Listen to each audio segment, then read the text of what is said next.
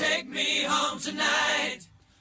Oh, down beside that red firelight. Oh, you're gonna let it all hang out. Fat bottom girls, you make the rockin' world go round.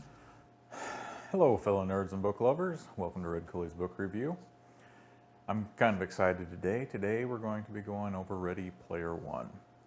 I didn't want to do some of these books that I truly love until I had a really cool place to make the videos, but with the movie coming out tomorrow, I feel like I need to go ahead and do Ready Player One.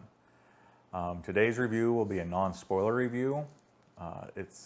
Ready Player One is such a good book. It's such a beloved book to me. I'm probably going to be doing 2 or 3 or 4 or 5 different reviews, probably about an hour each of Ready Player One, to try and go through all the things I loved, the 1 or 2 things that I wish would have been different, but yet are very forgivable. About a little over a year ago, I made a review, one of my very first videos, where I rated my top books, and Ready Player One was number 3 on the list.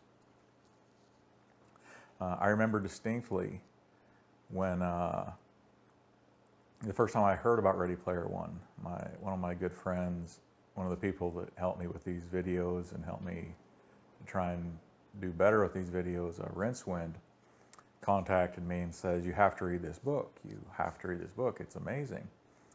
And that was a little bit of a shock for me because I'm kind of the book geek and he's more of the video game geek.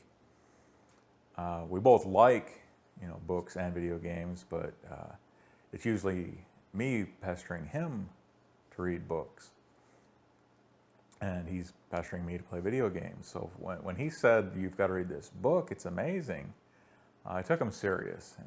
He's hardly ever wrong. 90% of the time we agree. I mean, there's a few things that he has wrong. Like, I have to constantly listen to him say how the Hobbit movies were the best movies ever made, and I just have to smile and nod my head because I don't want to get beat up. But for the most part, we're pretty much on the same page on almost everything. And so I went and I got the book and I started listening to it. And then come to find out, he wasn't just telling me, he was on the message boards on the internet, he was telling all of the people that he follows on YouTube, all of the podcasts. Everybody that would listen, and probably a lot of people that didn't listen, he was sending messages to, and he was telling them, "This book is amazing. You need to promote it on your channel. You need to promote it on your podcast. You need to tell people about this." He was worried that it was going to be relegated to obscurity. Well, luckily in life, sometimes the cream does rise to the top, and it was not very much longer. I don't know if some of the people on the YouTube channels or the podcasts listened to him particularly, or if it just naturally made it and his voice helped. But either way, it started gaining momentum in the literary world as a really good book, a very popular book. Ernest Cline, jumped in as one of the best known, most beloved authors of all times, and definitely one of the most beloved modern authors, right there with Vonnegut and Heinlein, and I listened to the book, and no spoilers, but the very start of the book instantly reached into my chest, grabbed my heart, and took me back to 1983. He was talking about different things, different movies, and different cultural icons and social events that had happened in my childhood. I was like ex-Mormon trying coffee for the first time. As soon as I started listening to the book, it was like, "Where have you been all my life?" It was magical. It was one of the neatest experiences I've ever had. It was right there with watching Star Wars for the very first time, with the first time I was ever able to play Space Invaders in the arcade, right there with the first time my dad took me out to shoot a gun just one of those moments that for the rest of your life will be one of those special times, was listening to this book for the very first time. And one thing that isn't really a spoiler, but the audio version of it is read by Will Wheaton. That was a major selling point, and then when I heard him, he did exceptionally well. I couldn't have thought of a better. Now I can't imagine anybody else having done Ready Player One as far as the voice. The book takes you back, and it goes beyond the 80s. A lot of it's concentrated in the 80s, but it goes through the history. Takes you back to the 60s. Several of the iconic items and plots and things that happen pay homage to the earliest days of computers and video games, and the people that made them and produced them and created them, and the efforts that they put in, and how society treated them. And the first, it's not really a spoiler.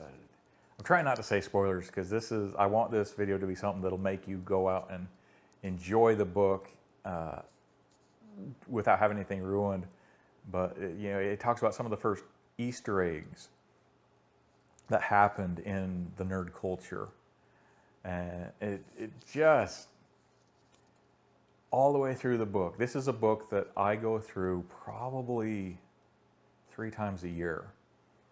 If things are slow, I don't really have another book, or even just a little bit of time goes by, I'll feel the urge. I want to listen to Ready Player One again. It's a book that can be reread, re-listened to over and over again. It's really impossible to catch everything that he puts into the book the first go through. Every time I go through it, there'll be something that I don't remember from the times before that I've listened to it. That'll teleport me, take me back in time to a different part of my life that I don't remember that having happened the previous times. Time after time after time going through this book. The story is good. The plot has a couple of very minor plot holes which are actually within the realm of believability of human nature. They could actually happen. They're not so far out that it makes you roll your eyes. It makes you a little frustrated, but at the same time, reality has done much, much stranger things than what I consider some of the small plot holes in the book. The story is compelling. The characters are interesting. The movie's coming out tomorrow. I am sure that this book is going to take off. And from what I hear, I was a little upset when I saw the first trailers for the movie, because I could tell already that they'd changed things from the book, which is a little unfair. In the book, you have free reign for your licensing, and I realize that in the movies you don't have that. So I realized that they had to change things, but everybody and a lot of the people that have seen it and have talked about it, that I fairly well respect most of the time as far as reviews, have given it 9s and 10s. So one little spoiler. I told everybody in my review of my top books to read that they should go buy these Captain Crunch whistles. I wish I would have listened to my own advice. The other day, one went for $315. I'm going to put this one on today for $500. I was buying them up over the last year for $20 and $30. And I know that they're not going to go back down. Dozens of other things. I went today because I'm going to be doing the reviews of the book with the spoilers and going in depth. And I've been collecting a lot of the different items that are referenced in the book. And unfortunately, a lot of them are in storage in another state. So if I'm going to be doing these reviews, I'm just going to have to talk about them. I won't have them to show. So I thought I'd just go and buy some of the items. Better to have a second copy, and all of them have at least tripled in price just over this last month from where they were. And some of them have went up over 1,000%. They're 10 times as much as I was collecting them just a year ago. So I missed my window. I wish I would have got some of the things so that in the future reviews I'll be able to show you some of the things that he's talking about in the book. I will do our best though. We'll get what we can. The story, the plot, there's really, I mean, if there was conveniences, I love the book so much, I missed them, which is saying a lot for me because I'm usually looking for conveniences. They're a pet peeve of mine when I'm going through a book. So if you get a chance, it's definitely in the top 20 books, definitely in the top 5 books you really need to read before you die. I can't stress enough how happy you will be if you read this book.